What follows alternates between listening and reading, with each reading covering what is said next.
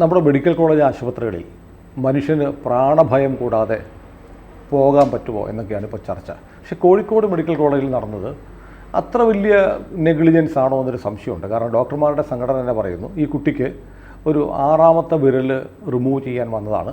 പക്ഷേ അന്ന് തന്നെ ഈ നാവിന് കെട്ടുള്ള കുട്ടികളുടെ ശസ്ത്രക്രിയയും പറഞ്ഞിരുന്നു. ഈ കുട്ടിയെ പരിശോധിച്ചപ്പോൾ ഈ കുട്ടിയുടെ നാവിനും കെട്ടുണ്ടായിരുന്നു, അതുകൊണ്ട് ഡോക്ടർ അത് ചെയ്തു. പിന്നീടാണ് കൈയുടെ കാര്യം പറഞ്ഞു, ആ ചെറുവിരൽ 6ാമത്തെ വിരലും നീക്കം ചെയ്തു. ഇത് ഗുരുതരമായൊരു കുറ്റമാണോ? ചികിത്സയ്ക്ക് ആവശ്യപ്പെട്ട് ആക്കിയ കുറ്റമാണിത്.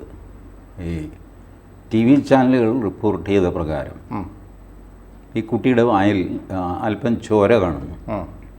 അപ്പോൾ എന്താ ഡോക്ടറെ എന്ന് ചോദിച്ചു കഴിയുമ്പോൾ ഡോക്ടർ പറഞ്ഞു, ഞാൻ ഈ കുട്ടിയെ ഓപ്പറേഷൻ ടേബിളിൽ കിടത്തിയപ്പോൾ 4 വയസ്സുള്ള കുട്ടിയാണ്. അപ്പോൾ അത് കരയാൻ തുടങ്ങിയപ്പോഴാണ് ഞാൻ ഈ നാക്കിലെ ഈ കെട്ട് കാണുന്നത്. അപ്പോൾ 6ാം വിരൽ മുറിക്കാനാണ് കൊണ്ടുവന്നിരിക്കുന്നത്. അപ്പോൾ കുട്ടിയെ ഒറ്റയ്ക്കായി ഭയക്കും, കരയുമല്ല. കരയുമ്പോഴാണ് ഈ നാക്ക് ഇതിൻ്റെ പ്രശ്നം കാണുന്നത്. അപ്പോൾ ഞാൻ ഓർത്ത് ഇതും കൂടെ അങ്ങ് ശരിയാക്കിയേക്കാം, അല്ലെങ്കിൽ ഇതിനായിട്ട് നിങ്ങൾ വേറെ വരണം, അതിൻ്റെ പ്രൊസീജിയർ, അതിൻ്റെ ആപ്ലിക്കേഷൻ, അത് റിമൂവ് ചെയ്തു. പിന്നെ വിരലും റിമൂവ് ചെയ്തു, കുട്ടിയെ പുറത്ത് വെച്ചു. കുട്ടിക്ക് യാതൊരു കുഴപ്പമില്ല, അത് കളിക്കുന്നു, ചിരിക്കുന്നു, വീട്ടിലും പോയി. അപ്പോൾ ഈ മറുപടിയിൽ ഈ മാതാപിതാക്കൾ തൃപ്തരായിരുന്നു. പക്ഷെ അവിടെ നിന്ന് പോരുന്നതിന് മുമ്പ് മുസ്ലിം ലീഗിൻ്റെ ഒരു ജാഥ അങ്ങോട്ട് വന്നു. ഡോക്ടറുടെ അനാസ്ഥ, അത് ഇത് എന്നൊക്കെ പറഞ്ഞിട്ട് ഇവരെ കുത്തിയിളക്കി. അവസാനം TV-ക്കാരും ഒക്കെ വന്നിട്ട് ഡോക്ടറെ കുറ്റം പറഞ്ഞില്ലെങ്കിൽ ഇവർ കുറ്റവാളിയാകും എന്നുള്ള സ്ഥിതി വന്നു. ഈ പാവം കയറിയിട്ട് അവർ ഡോക്ടറെ എന്താ പറയണ്ടേ, അനാസ്ഥ, എന്താ അനാസ്ഥ പറ, അനാസ്ഥ. ഒരു കാര്യം ചെയ്യും അമ്മച്ചി, ആദ്യം അതൊന്ന് പറഞ്ഞ് ശീലിക്ക്. അനാസ്ഥ അനാസ്ഥ അനാസ്ഥ അനാസ്ഥ അനാസ്ഥ അനാസ്ഥ പറഞ്ഞു. ഡോക്ടർ ഇപ്പോൾ ചെയ്ത് നോക്ക്, ഗ്രേസ്ഫുള്ളി പുള്ളി പറഞ്ഞു, yes if it is mistake, എൻ്റെ മിസ്റ്റേക്കാണ്, ഞാൻ അക്സെപ്റ്റ് ചെയ്തിരിക്കുന്നു, എന്താണെന്ന് വെച്ചാൽ ചെയ്തു. ഞാൻ പറയുന്നത് ഈ ഡോക്ടർമാർ പലപ്പോഴും അവർക്ക് ശരി എന്ന് അപ്പോൾ ഇമ്മീഡിയറ്റ് ഡിസിഷൻ എടുക്കേണ്ട ഘട്ടം വരും. ഇതിന് ഞാനും ഒരിക്കൽ സാക്ഷിയായതാണ്. സിസേറിയൻ ചെയ്യാൻ കൊണ്ടുപോയ ഒരു സ്ത്രീ, എനിക്കറിയാവുന്ന സ്ത്രീയാണ്. അപ്പോൾ ഞാനും ആ കൂട്ടത്തിൽ പോയിരുന്നു. സിസേറിയൻ സാധാരണ ഒരു 20-25 മിനിറ്റാണ്. അത് കഴിഞ്ഞാൽ പ്രസവിച്ച സ്ത്രീയും കുട്ടിയും പുറത്ത് വരും. 1.5 മണിക്കൂർ 1.25 മണിക്കൂർ എടുത്തു ഇവർ പുറത്ത് കൊണ്ടുവരാൻ. സ്വാഭാവികമായിട്ട് ഇവർ ചോദിച്ചു, എന്ത് പറ്റി ഡോക്ടറെ, എന്താ ഇത്രയും താമസം? അവർ പറഞ്ഞു, കുട്ടിയുടെ വയറ്റിൽ ഒരു സിസ്റ്റ് ഉണ്ടായിരുന്നു, ഒരു മുഴ, അതും കൂടെ എടുക്കാം എന്ന് ഞാൻ തീരുമാനിച്ചു. അത് ഒരല്പം ബുദ്ധിമുട്ട് പിടിച്ച ലൊക്കേഷനിലായിരുന്നു. അതുകൊണ്ട് വളരെ കെയർഫുള്ളായിട്ട്, ടൈം കൺസ്യൂമിങ് ആയിട്ട് എനിക്കത് റിമൂവ് ചെയ്യാൻ പറ്റുള്ളൂ. സിസേറിയനൊക്കെ നേരത്തെ കഴിഞ്ഞു, ചൈൽഡ് ഈസ് ഓക്കെ, അതിനെ നഴ്സുമാർ നോക്കുന്നുണ്ട്, വേണ്ടതൊക്കെ ചെയ്യുന്നുണ്ട്. ഞാൻ ഇക്കാര്യത്തിൽ കോൺസെൻട്രേറ്റ് ചെയ്തിട്ട് ഇതും കൂടെ എടുത്തു. അല്ലെങ്കിൽ കുറച്ചു കാലം കഴിയുമ്പോൾ ഈ മുഴ വലുതാകും. വീണ്ടും പെൺകുട്ടി ഗർഭിണിയാണെന്നോ അല്ലെന്നോ ഒക്കെ പറഞ്ഞ് ആ ടെസ്റ്റ് ഈ ടെസ്റ്റ് ഒക്കെ ചെയ്ത് ഫൈനലി സ്കാൻ ചെയ്ത് മുഴയാണെന്ന് കണ്ടുപിടിച്ച് പിന്നെ അത് അപ്പോഴത്തേക്ക് ഇത് ചക്ക പോലെ വലുതാകും. ഇത് വരാതിരിക്കാൻ വേണ്ടിയിട്ട് ഞാൻ എപ്പോഴും അത് ചെയ്തു. ഇതാണ് ആ ലേഡി ഡോക്ടർ പറഞ്ഞത്. അവർ 10-62 വയസ്സുള്ള നല്ല എക്സ്പീരിയൻസ് ഉള്ള ഡോക്ടറാണ്. We have trust in her. We said fine, doctor ചെയ്ത് നല്ലൊരു കാര്യമാണ്. അതിന് എക്സ്ട്രാ പണം അടയ്ക്കാനും ഞങ്ങൾ തയ്യാറാണ്. കാരണം 2 ഓപ്പറേഷൻ ചെയ്ത് അവർ പറഞ്ഞാൽ അതൊന്നും വേണ്ട, ഇതൊക്കെ ഞങ്ങൾ സാധാരണ ചെയ്യുന്നതാണ്. ഈ പെൺകുട്ടികൾ പല രീതിയിൽ അവരുടെ വയറ്റിനുള്ളിൽ എന്തൊക്കെയാണെന്നുള്ളത് അത് തുറന്ന് നോക്കിയാലേ അറിയാൻ പറ്റുള്ളൂ. It's A complicated. ആണുങ്ങളുടെ വയറ് പോലെ അല്ല പെണ്ണുങ്ങളുടെ വയറ്, ഒരുപാട് സാധനങ്ങളൊക്കെ ഉണ്ട്. എസ്പെഷ്യലി ഗർഭപാത്രമൊക്കെ വരുമ്പോൾ അതിന് ഈ പറഞ്ഞ കുഴപ്പങ്ങളൊക്കെ ഉണ്ടാവാൻ സാധ്യതയുണ്ട്. അപ്പോൾ അത് ഞങ്ങളൊരു ഈ സിസേറിയൻ്റെ ഒരു പാർട്ടായിട്ടാണ് വർഷങ്ങളായിട്ട് ഞാൻ കരുതുന്നത്. സിസേറിയൻ ചെയ്യാൻ പറഞ്ഞാൽ കുട്ടിയെ പുറത്തെടുക്കുക, പിന്നെ വേറെ ഒന്നും എനിക്കറിഞ്ഞൂടാ എന്ന് പറഞ്ഞ് കൈ ഒഴിയാറില്ല. വേറെ എന്തെങ്കിലും കോംപ്ലിക്കേഷൻ ഉണ്ടെങ്കിൽ അത് മുൻകൂട്ടി കണ്ടത് ചെയ്യേണ്ടത് ഡോക്ടർ എന്നുള്ള നിലയ്ക്ക് എൻ്റെ ഡ്യൂട്ടിയാണ് എന്ന് ഞാൻ കരുതുന്നു. ഇങ്ങനെ ചെയ്യുന്ന ഡോക്ടർമാരുടെ എണ്ണം ഇപ്പോൾ കുറഞ്ഞു വരും. തൊട്ടതിനും പിടിച്ചതിനും ഒക്കെ കേസ്, പോലീസ്, അത് ഇത് ഒക്കെ ആക്കി കഴിഞ്ഞാൽ കുഴപ്പമൊന്നുമില്ല. ഡോക്ടർമാരെ ഈ വർക്ക് ടു റൂൾ, തൻ്റെ 6ാമത്തെ വിരലല്ലേ മാറ്റേണ്ടത്, ശരി 6ാമത്തെ വിരൽ മാറ്റി കഴിഞ്ഞു. ഇത് കഴിഞ്ഞിട്ട് പുള്ളി ഈ വിരൽ മാറ്റുമ്പോൾ ഇവൻ്റെ ശ്വാസോച്ഛ്വാസം കണ്ടാൽ പുള്ളിക്കറിയാം ഇവന് ഹാർട്ടിന് ട്രബിളുണ്ട്. അവരുടെ ഡയഗ്നോസ്റ്റിക് പവർ ശ്രദ്ധിച്ചിട്ടില്ല. ഞാനൊരു ഡോക്ടറോട് ചോദിച്ചു, ഈ BP നോക്കുമല്ലോ അവർ, ആ യന്ത്രം വെച്ച് അതിനകത്ത് മെർക്കുറി എത്ര കയറുന്നു നോക്കിയിട്ട് ഞാൻ പറഞ്ഞു, ഡോക്ടറെ ഇത് മെഷർ ചെയ്യുന്നത് കൃത്യമാണോ എന്നെങ്ങനെ അറിയാം? ഈ യന്ത്രം എവിടെയെങ്കിലും കാലിബ്രേറ്റ് ചെയ്യാറുണ്ടോ? അപ്പോഴാണ് പുള്ളി പറഞ്ഞത്, അതിലൊന്നും വിഷമിക്കേണ്ട, ഒരു BP ഉള്ള ആൾ മുറിക്കകത്ത് കയറുമെന്നാൽ ഞങ്ങൾക്കറിയാം. അയാളുടെ ചുണ്ട്, അയാളുടെ കണ്ണ്, അയാളുടെ നെറ്റി, അയാളുടെ ശബ്ദം, ഇത് അപ്പോഴേ ഞങ്ങൾക്കറിയാം ഇയാൾക്ക് BP ഉണ്ട്. യന്ത്രം വെച്ച് ഞങ്ങളൊന്ന് ഉറപ്പ് വരുത്തുകയാണ്, ഇത്രയേ ഉള്ളൂ. അല്ല യന്ത്രത്തിൽ 140, 70 എന്ന് കാണിച്ച് ഞങ്ങൾ അതങ്ങ് വിഴുങ്ങുകയല്ല ചെയ്യുന്നത്. യന്ത്രത്തിൽ എന്ത് റീഡിങ് കാണിച്ചാലും ഇയാൾക്ക് BP-യുടെ ലക്ഷണമുണ്ടോ ഇല്ലെന്ന് ഞങ്ങൾക്കറിയാം. അതനുസരിച്ച് ഞങ്ങൾ മരുന്ന് കുറിക്കും. ഇപ്പോൾ വരാൻ പോകുന്നത്, if you go to technical, ഈ അമേരിക്കൻ ആശുപത്രിയിലൊക്കെ സംഭവിക്കുന്ന പോലെ, നിങ്ങൾ വിരൽ മുറിക്കാൻ പറഞ്ഞാൽ ഞങ്ങൾ വിരൽ മുറിച്ചു. അല്ല ഡോക്ടറെ, അത് വിരൽ മുറിച്ചാൽ ഇങ്ങനെ കുഴപ്പമുണ്ടാകുമെന്ന് ഞങ്ങളോട് പറയണ്ടേ? എന്തിന്? നിങ്ങൾ ഒപ്പിട്ട് തന്നിരിക്കുകയല്ലേ. ഏത് ഓപ്പറേഷൻ നമ്മൾ ഒപ്പിട്ട് കൊടുക്കുമല്ലോ. അത് ചൊല്ലി എന്തെങ്കിലും കുഴപ്പമുണ്ടായി കഴിഞ്ഞാൽ doctor is not responsible, we are responsible. അത് അപ്പം ഞാൻ വിരൽ മുറിക്കുമ്പോഴേ എനിക്കറിയാം ഇയാളുടെ ഹാർട്ട് പോക്കാണ്, അർജൻറ്റ് എമർജൻസി ഓപ്പറേഷൻ വേണ്ട അവസ്ഥയിലാണ് ഈ രോഗി. അയാളുടെ ശ്വാസം എടുപ്പിൻ്റെ ആ ശബ്ദം കേട്ടാൽ എനിക്കറിയാം he is not okay. But why should I tell you? You come again, come through all the test. നിങ്ങൾക്ക് ഹാർട്ടിന് ട്രബിൾ ഉണ്ടാകുമ്പോൾ പ്രയാസം ഉണ്ടാകും, നിങ്ങൾ വീണ്ടും ആശുപത്രിയിൽ വരും, ഈ ടെസ്റ്റ് സ്കാനിങ് അത് ഇതൊക്കെ ചെയ്തിട്ട് വീണ്ടും എൻ്റെ ഓപ്പറേഷൻ ടേബിളിൽ വരും. അപ്പോൾ ഞാൻ ഓപ്പറേറ്റ് ചെയ്യും. അതുവരെ ഞാൻ ജീവിച്ചിരുന്നില്ല, മരിച്ചു പോയി, എന്ത് ചെയ്യും? ഈ രീതിയിൽ മെക്കാനിക്കലായിട്ട് ഡോക്ടർമാർ പെരുമാറി തുടങ്ങും. അതൊരു നല്ല കാര്യമല്ല.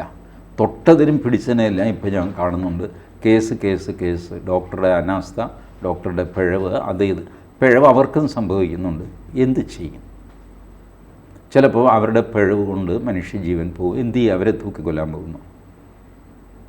ഇങ്ങനെ ഡോക്ടർമാരെ നിയമം കാണിച്ച് ഭയപ്പെടുത്തി ഒന്നും ചെയ്യാൻ പറ്റാതാക്കുക. ഇതിൻ്റെ എത്ര എക്സാമ്പിൾസ് ഞാൻ പറയട്ടെ. ഓർഗൻ എടുത്തിട്ട് വിൽക്കുന്നു എന്ന് പറഞ്ഞ് പ്രശസ്തമായ ആശുപത്രികളുടെ എതിരെ വലിയ ക്യാമ്പയിനും കേസും ഒക്കെ നടന്നു. ഇപ്പം എവിടെയാണ് കേസ്? ഇപ്പം എന്താരും ഒന്നും മിണ്ടാത്തത്? Because one of the or two of the cases fell flat in high court. ഈ പറയുന്നതിനകത്ത് യാതൊരു കഴമ്പുമില്ല എന്ന് തെളിവുകൾ നിരത്തി ഹൈക്കോടതിക്ക് ബോധ്യം വന്നു. You can start a campaign, especially social media ആയിപ്പോണ്ട് ചുമ്മാ ഓരോന്നങ്ങ് ബഹളം തുടങ്ങിയാൽ മതി, ഒരു മനുഷ്യനെ അങ്ങ് ചീത്തയാക്കാൻ പറ്റും. ഞാൻ ഇതിനോട് യോജിക്കുന്നൊന്നുമില്ല. പക്ഷേ ചില കേസുകളൊക്കെ ഇങ്ങനെ ഉണ്ടാവുന്നുണ്ട്. നെഗ്ലിജൻസ് ഒക്കെ ചില കേസിൽ, ഇപ്പോൾ കത്രിക വയറ്റിൽ പെട്ടുപോയി 5 വർഷം മറ്റോ കിടന്നു, അങ്ങനെ ഒരു കേസ് ഇപ്പോൾ കേരളത്തിൽ കോഴിക്കോട് നിന്ന് തന്നെ വന്നു. പക്ഷേ ഇപ്പോൾ ഇതിനകത്ത് എനിക്ക് തോന്നുന്നത് നമ്മളൊരു സ്വയം പരിശോധന, ആത്മപരിശോധന നടത്തണ്ടേ കേരളത്തിലെ മാധ്യമങ്ങൾ? കാരണം ഇന്നലെ മുതൽ പോകുന്ന വാർത്ത എന്താണെന്നറിയാം, അവയവം മാറി ശസ്ത്രക്രിയ. ആളുകൾ പേടിച്ചു പോകും തലക്കെട്ട് കാണുമ്പോൾ. പേടിപ്പിക്കാൻ വേണ്ടി തന്നെയാണ് അത് ചെയ്യുന്നത്. അവയവം മാറ്റി ശസ്ത്രക്രിയ എന്ന് പറയുമ്പോൾ കരളിന് പകരം ഹൃദയം ഓപ്പറേറ്റ് ചെയ്തു എന്നുള്ളൊരു ഇമ്പ്രഷൻ ആൾക്കാർക്കുണ്ടാവും. ഭയന്നു പോകുന്നു. അല്ല, അത് നാക്കിലെ ഒരു വള്ളിക്കെട്ടുണ്ടായിരുന്നു, അത് ഒന്ന് അറുത്ത് വിട്ടു. മാധ്യമങ്ങൾ ഒരു പരിശോധന നടത്തണ്ടേ ഇക്കാര്യത്തിൽ? മാധ്യമങ്ങൾക്ക് കഴിഞ്ഞ കുറേ ദിവസമായിട്ട് പൊളിറ്റിക്കൽ വാർത്തയില്ല. ഭയങ്കര ദാരിദ്ര്യമാണ്. ഞാനത് ശ്രദ്ധിച്ചു 4-5 ദിവസമായിട്ട്. ഒന്നാമത് തെരഞ്ഞെടുപ്പ് വടക്കോട്ട് പോയി, അവിടെ എന്തൊക്കെയോ അടിപിടിയൊക്കെ നടക്കുന്നുണ്ട്. അത് എത്രയിട്ട് പൊലിപ്പിച്ചാലും ഇവിടെ അങ്ങ് ക്ലച്ച് പിടിക്കുകയില്ല. സുന്ദർ സിംഗ് മാൻ ഇങ്ങനെ പ്രസ്താവിച്ചു എന്ന് പനി. ഏത് സുന്ദർ സിംഗ് മാൻ? VD സതീശൻ വല്ലതും പറഞ്ഞു? ഒന്നും പറഞ്ഞു. നമ്മുടെ താല്പര്യം കഴിഞ്ഞു. നമ്മുടെ താല്പര്യം അത്രയേ ഉള്ളൂ. മലയാള മാധ്യമങ്ങൾക്ക് റീച്ചും അതേ ഉള്ളൂ. അപ്പോൾ ഇവർ ഈ കിട്ടിയ വാർത്തകൾ കിട്ടി ഒരു സാധനം. അങ്ങനെയാണ് ഈ പന്തീരാങ്കാവ് ഭർത്താവ് ഭാര്യയെ തല്ലി. ഇപ്പോൾ അയാൾ എന്തോ ഇന്റർനാഷണൽ കൊടും കുറ്റവാളി ചാൾസ് ശോഭരാജാണെന്നുള്ള മട്ടിൽ ലുക്കൗട്ട് നോട്ടീസ്, ഇന്റർപോൾ, അത് ഇതൊക്കെ വരും. ഇതെന്താണെന്ന് വെച്ചാൽ വേറെ വാർത്തയില്ല. ഈ വാർത്ത ഇട്ടങ്ങ് പൊലിപ്പിച്ചു. ആ തല്ലി എന്ന് പറഞ്ഞ ഭർത്താവിൻ്റെ അമ്മ പറഞ്ഞു, അവൻ തല്ലിയത് മഹാമോശമായിപ്പോയി, എനിക്കതിൽ വിഷമമുണ്ട്, ഞാനതിന് മാപ്പ് ചോദിക്കുക, അല്ലാതെ ഞാനെന്ത് ചെയ്യും എന്ന് വയസ്സായ ഒരു സ്ത്രീ പറയുന്നു. ഉടനെ അത് പ്രതിഭാഗത്തിൻ്റെ വിഷ്വൽസ് കാണിച്ച് പ്രതിഭാഗത്തെ ന്യായീകരിക്കാൻ ശ്രമിച്ചു എന്ന് പറഞ്ഞാൽ അതിൻ്റെ പേരിൽ ആരോപണം. അതോടെ ആ അമ്മയുടെ വായും മൂടിക്കെട്ടി. മകനെ എവിടെയാണെന്ന് ആർക്കും അറിയില്ല. അയാളും പേടിച്ചിട്ട് അയാൾ കടന്നു. ഇപ്പോൾ പറയുന്നു അയാൾ നേരത്തെ ഒരു കല്യാണം കഴിച്ചിരുന്നു. അതെ അതെ.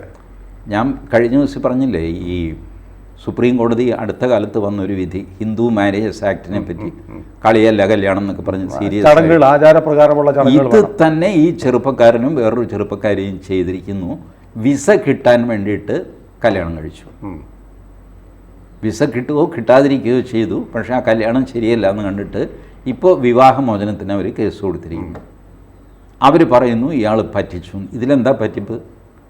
നിങ്ങൾ ഉഭയസമ്മതപ്രകാരം കല്യാണം രജിസ്റ്റർ ചെയ്തു. യഥാർത്ഥ കല്യാണം നടക്കുന്നതിന് മുമ്പ് വിസ കല്യാണം നടത്തി, ഒരു ഡോക്യുമെൻ്റ് ഉണ്ടാക്കി. എന്നിട്ട് ആക്ച്വൽ കല്യാണം നടന്നില്ല. അപ്പോഴത്തേക്ക് വേറെ എന്തോ പ്രശ്നങ്ങൾ. ഇത് തന്നെയാണ് സുപ്രീം കോടതിയിൽ വന്ന പ്രശ്നം. രണ്ട് കൊമേഴ്ഷ്യൽ പൈലറ്റ് തമ്മിൽ വിസയ്ക്ക് വേണ്ടി ആദ്യം രജിസ്റ്റർ ചെയ്തു. ഇതിനിടയ്ക്ക് വഴക്കായി. പെൺകുട്ടി ഇയാളുടെ പേരിൽ പരാതി കൊടുത്തു. ഗാർഹിക പീഡനം, തല്ലി കുത്തി കൊന്നു, ഡൗറി ചോദിച്ചു എന്നൊക്കെ പറഞ്ഞ് കൊടുത്തു കേസ്. അയാൾ വിവാഹമോചനത്തിന് വന്നു. എല്ലാം കൂടെ അലമ്പായി. വീട്ടുകാരുടെ വിട്ട് ഒത്തുതീർപ്പാക്കി കഴിഞ്ഞപ്പോഴും ഈ രജിസ്റ്റർ ചെയ്ത് കുന്തം കിടക്കുകയല്ലേ. ഇതിന് സുപ്രീം കോടതിയുടെ പ്രത്യേക അധികാരമായ ആർട്ടിക്കിൾ 142 വെച്ചിട്ട് ഇങ്ങനെ ഒരു കല്യാണമേ നടന്നിട്ടില്ലെന്നും ഞങ്ങൾ രണ്ടുപേരും കല്യാണം കഴിക്കാത്തവരാണെന്നും പ്രഖ്യാപിച്ച് കിട്ടണമെന്ന് പറഞ്ഞിട്ടാണ് ഹർജി. ഒടുവിൽ സുപ്രീം കോടതി അത് ചെയ്തു കൊടുത്തു. അതിൻ്റെ കൂടെയാണ് ഈ വാണിംഗ് പറഞ്ഞത്, നിങ്ങളിങ്ങനെ തെമ്മാടിത്തരം കാണിച്ചുകൊണ്ട് നടക്കരുത്. വിസയ്ക്ക് വേണ്ടിയിട്ട് കല്യാണം കഴിക്കുക, എന്നിട്ട് മറ്റേ കല്യാണം, പിന്നെ ആ കല്യാണം നടന്നില്ലെങ്കിൽ നിങ്ങൾ എന്ത് ചെയ്യും? നിങ്ങൾ ഭാര്യയും ഭർത്താവുമാണോ ഒരു വിസ എടുത്തതുകൊണ്ട്? ഇതൊക്കെ വലിയ കോംപ്ലിക്കേഷനാണ്. അതാണ് ആ ജഡ്ജ്മെൻറ്റ്. ഇപ്പോൾ ഇവരും വന്നിരിക്കുന്നത് ആ പരാതി വേണ്ടിയിട്ട്. അത് എക്സാക്ട്ലി ഇവർ വിസയ്ക്ക് വേണ്ടി കല്യാണം കഴിച്ചു, വിസ കിട്ടിയോ കിട്ടിയില്ല എന്നറിഞ്ഞുകൂടാ. പിന്നെ ആ ടേംസ് തെറ്റി ഇവർ വിവാഹമോചനത്തിന് കേസ് കൊടുത്തു. ഇയാൾ പോയിട്ട് വേറൊരു കല്യാണം കഴിച്ചു. അവിടെ എന്തോ പ്രശ്നമുണ്ടായി, ഭാര്യയെ തല്ലി. അപ്പോൾ ഇവരും എണീറ്റ് വന്നു. ഇവൻ പണ്ടേ കളഞ്ഞ. കാരണം അവർക്ക് ഇയാളോട് വാശിയും വൈരാഗ്യമുണ്ട്. ഓൾറെഡി ഡൈവോഴ്സ് വിട്ട് ഫയൽ ചെയ്ത് നിൽക്കുക. കിട്ടിയ ചാൻസിൽ ഒരു ചവിട്ട് കൊടുത്തു. അവർ ചക്കാത്തിനിടിക്കാമല്ലോ. വേറൊരു കേസിൽ ഇയാളെ പെട്ട് കിട്ടി. ഇയാൾ മുങ്ങി പ്രാണഭയം കൊണ്ട്. അല്ല, ഇയാൾ ചെയ്ത മർദ്ദിച്ചതിനൊന്നും നമ്മൾ ന്യായീകരിക്കുന്നില്ല. എന്നാൽ ഇതിനകത്ത് ഇങ്ങനെ ചില സംഭവങ്ങളുണ്ട്. ഇതും വഷളാക്കി എടുക്കുന്നത് മാധ്യമങ്ങളാണ്. ഇപ്പോൾ നമ്മൾ ഈ എങ്ങനെ ഡോക്ടർമാർ, ഞാനൊരു കാര്യം പറയട്ടെ, മർദ്ദിച്ചതിനെ ഞാനും ന്യായീകരിക്കുന്നില്ല. പക്ഷേ മർദ്ദന കേസുകളടക്കം പോലീസ് സ്റ്റേഷനിൽ കേസ് രജിസ്റ്റർ ചെയ്ത് മുന്നോട്ട് പോയിട്ട് അവസാനം കാരണവന്മാരൊക്കെ ഇടപെടുമല്ലോ. ഒടുവിൽ അത് ഇതായി അവൻ പറയുന്നു, എടി ഞാൻ തല്ലിയത് നീ കാര്യമായിട്ട് എടുക്കണ്ടെന്ന് പറയുന്നു. ഞാനല്ലെങ്കിലും കാര്യമായിട്ടൊന്നും എടുത്തിട്ടില്ല. തീർന്നു. പോലീസ് സ്റ്റേഷനിൽ വന്ന് പറയും ഞങ്ങളുടെ കേസ് തീർന്നു, നിങ്ങൾക്ക് പോകാം. പോലീസുകാരൻ തലവേദന, അവൻ FIR രജിസ്റ്റർ ചെയ്തിരിക്കുക. 120B ഗൂഢാലോചന, ഗുരുതരമായി പരിക്കേൽപ്പിക്കൽ, മാരകമായ പരിക്ക് IPC 324, വധശ്രമം 498 ഗാർഹിക പീഡനം. അതുകൂടാതെ സ്ത്രീധന നിരോധന നിയമം അനുസരിച്ചുള്ള വകുപ്പ് വേറെ. ഇതെല്ലാം ചേർത്തിട്ട് ഇങ്ങനെ ഈ കേസ് ഒത്തുതീർപ്പായി, അതുകൊണ്ട് ഇത് റെഫർ ചെയ്യുകയാണെന്ന് പറഞ്ഞിട്ട് ഇയാൾ മജിസ്ട്രേറ്റിനും പോയി ബോധ്യപ്പെടുത്തണം. മജിസ്ട്രേറ്റ് പറയും എന്തോന്നാണോ ഇത്, രാവിലെ FIR ഇട്ട് വൈകുന്നേരം വന്ന് ചെയ്യുന്നു. ഇതൊക്കെ അവരുടെ കൺമുമ്പിൽ നടക്കുന്നുണ്ട്. എൻ്റെ കൺമുമ്പിൽ ഇത് നടന്നിട്ടുണ്ട്. ഈ തല്ലി കുത്തി പിടിച്ചു എന്നൊക്കെ പറയുന്നവർ ഒത്തുതീർപ്പായതിന് ഞാനും പലതവണ സാക്ഷിയാണ്.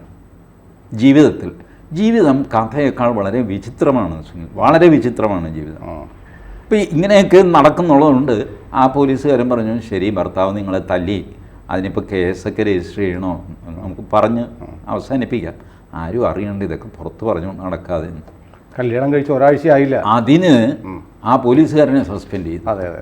ഇരയുടെ കൂടെ നിന്നില്ല, വേട്ടക്കാരൻ്റെ കൂടെ നിന്നു. അയാൾ വേട്ടക്കാരൻ്റെ ഇരയുടെയൊന്നും അല്ല, ഒരുപാട് കണ്ട് ശീലമുള്ളതുകൊണ്ട് അയാൾ പറഞ്ഞു ബ്രേസ് കേസൊന്നും രജിസ്റ്റർ ചെയ്യേണ്ട, നമുക്ക് പറഞ്ഞ് അവസാനിപ്പിക്കാം, ഞാൻ അവരെ വിളിപ്പിക്കാം, ഇതൊന്നും വലിയ കാര്യമൊന്നുമില്ല, ഇത് ഇങ്ങനെ സംഭവിക്കാറുള്ളതാണ്. അല്ല എൻ്റെ കഴുത്തിൽ വയറിട്ട് ചുറ്റി, ശരി നോക്കാം നമുക്ക്. കാരണം ഇതിലും ക്രൂരപ്രവൃത്തിയും സംഗതിയൊക്കെ ദേഷ്യം വരുമ്പോൾ മനുഷ്യൻ ചെയ്യുന്നത് മറ്റേയാൾ കുറച്ച് ദിവസം കഴിയുമ്പോൾ അങ്ങ് ക്ഷമിച്ചു വിടുകയൊക്കെ ചെയ്യുന്ന പതിവാണ്. അപ്പോഴത്തേക്ക് ഈ സാധനം ചാനലിലെത്തി. ഇനിയിപ്പോൾ വെച്ച കാലം പുറകോട്ട് എടുക്കാൻ പറ്റുമോ? അതെ അതെ. ഇനിയിപ്പോൾ ഈ ഭർത്താവ് മഹാഭാവിയാണെന്നും ഭൂമിയിലെ ഏറ്റവും വലിയ കൊള്ളരുതാത്തവനാണെന്നും NIA അനുസരിച്ച് ഇവനെ അറസ്റ്റ് ചെയ്യണമെന്നൊക്കെ പറഞ്ഞ് ഈ ചാനലുകൾ ഓരോ ദിവസം കൂടുമ്പോൾ സ്റ്റെപ്പ് കൂട്ടി കൊണ്ടുവരിക.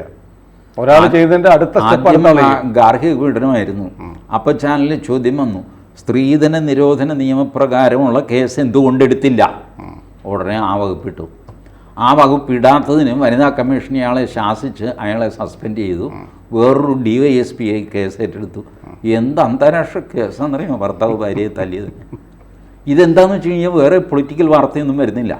ത്രൂ ഔട്ട് ക്രൈമാണ്. അതാണ് നമ്മൾ ഈ പറഞ്ഞു വരുന്നത്. നമ്മുടെ പ്രേക്ഷകർ ചിലപ്പോൾ തെറ്റിദ്ധരിക്കും. നമ്മൾ ഈ അടിയെ ന്യായീകരിക്കുകയല്ല. ഇത് മീഡിയ എങ്ങനെ ഒരു സാധനം പൊലിപ്പിച്ച് ഒരു വിത്തിൽ നിന്ന് വൻ വൃക്ഷമുണ്ടാക്കുന്നു എന്നതിൻ്റെ ഏറ്റവും പ്രകടമായ ഉദാഹരണമാണിത്. ഒരു 6 വർഷം മുമ്പ് 2018 എൻ്റെ ഓർമ്മ, വനിത ഒരു സർവേ നടത്തി കേരളത്തിലെ സ്ത്രീകൾക്കിടയിൽ. ഭർത്താവിന് ഭാര്യയെ തല്ലാൻ അവകാശമുണ്ടോ? ആൻഡ് 67% ഉണ്ട് എന്നുത്തരം കൊടുത്തു. 67%. 33 പേരാണ് അതിൽ തന്നെ 30 പേര് മറ്റോ ഉണ്ടെന്നും മറ്റവർ അഭിപ്രായമില്ല എന്നൊക്കെ പറഞ്ഞു. ഏതായാലും 67 പേര് ഭർത്താവ് തല്ലാൻ അവകാശമുണ്ടെന്നും തല്ലുന്നതിൽ തെറ്റില്ലെന്നും വിശ്വസിച്ചു. അതിൽ സ്ത്രീ വിദഗ്ധർ ഒരുപാട് പേര് പ്രതികരിച്ചിരുന്നു. ശാരദക്കുട്ടി അവരൊക്കെ അവരുടെയൊക്കെ പ്രതികരണവും ചേർത്താണ് വനിത ഈ സർവേ റിപ്പോർട്ട് പ്രസിദ്ധീകരിച്ചത്.